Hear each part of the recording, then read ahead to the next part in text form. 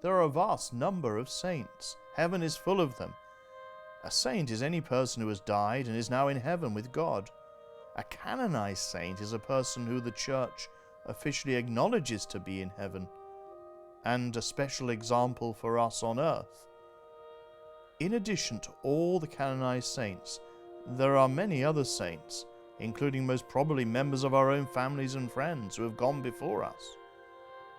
On the 1st of November, All Saints' Day, we celebrate and remember all those known and unknown saints in heaven.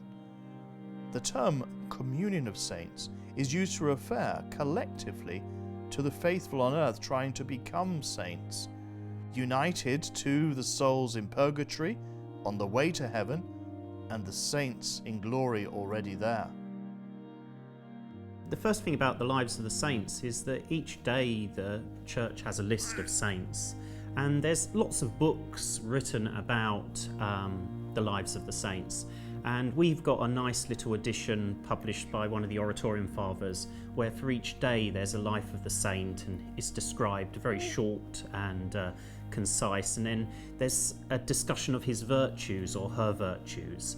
And so we read that as part of our evening prayer with the children.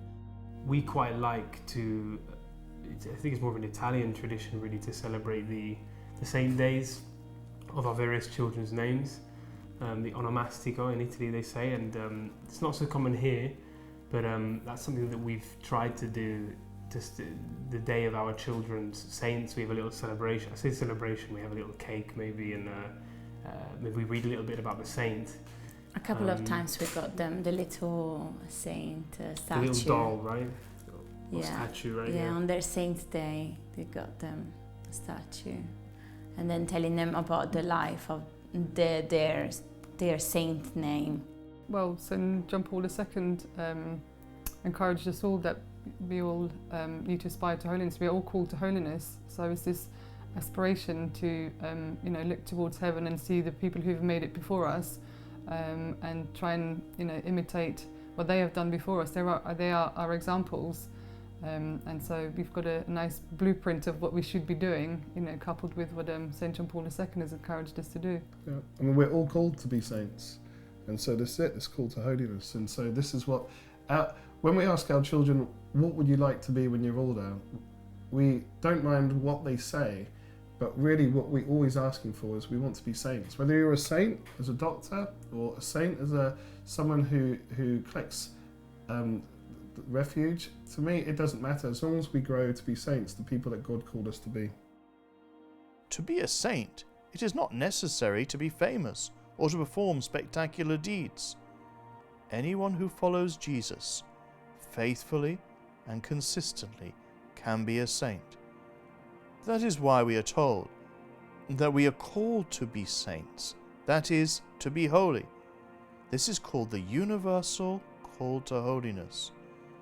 It does not mean that we have to say an extraordinary number of prayers, just that we try to do our best in everything we do each day and rely totally on God's help.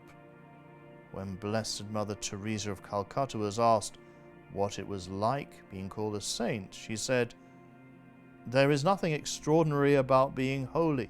It is simply a duty for you and for me. The universal call to holiness consists of a commitment to the faith, loving and serving God and others, and helping with the saving work of Christ." Quite often, if there's like a challenge that our children are facing, we turn to the saints for that. And I think on the other hand, we're talking about building their devotion. I think it's mainly through reading and understanding who the saints were. Watching the movies, but also there have been times, for example, when our children were doing exams, they were saying the novena to St. Joseph of Cupertino. When we were moving house, it was St. Joseph, our Lord's father, or stepfather. What else? Also, if someone's sick or they've got cancer, we also go to St. Peregrine. So yeah, we do sort of know who the patron saints are for various things, and we encourage the children to pray themselves to those saints and also collectively in the rosary. We ask the saints to help us in our weaknesses and our troubles, and we have to anticipate that we will be answered. And so we as a family have put our trust in many saints and asked them, and it's been incredible really to see how the saints have answered the prayers of the children, and that gives them confidence and instills that they are listening to us. They're just not people who have passed from this world, but they are there interacting with us, helping us on our journey through life.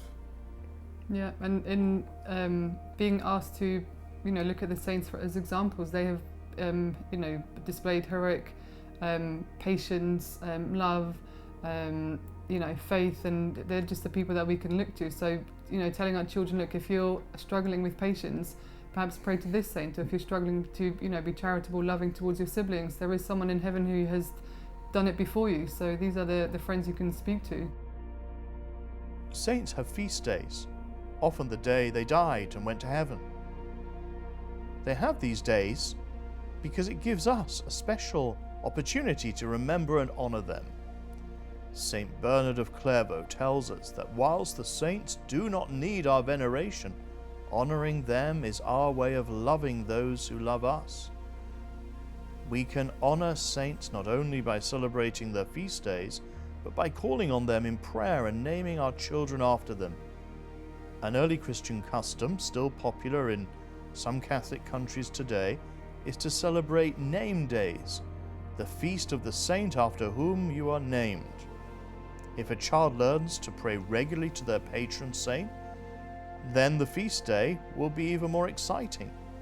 Getting to know the saints, praying to them and celebrating their feast days are all customs that can help children to understand how great and important it is to become holy. In honouring the saints, we honour God who raised them up.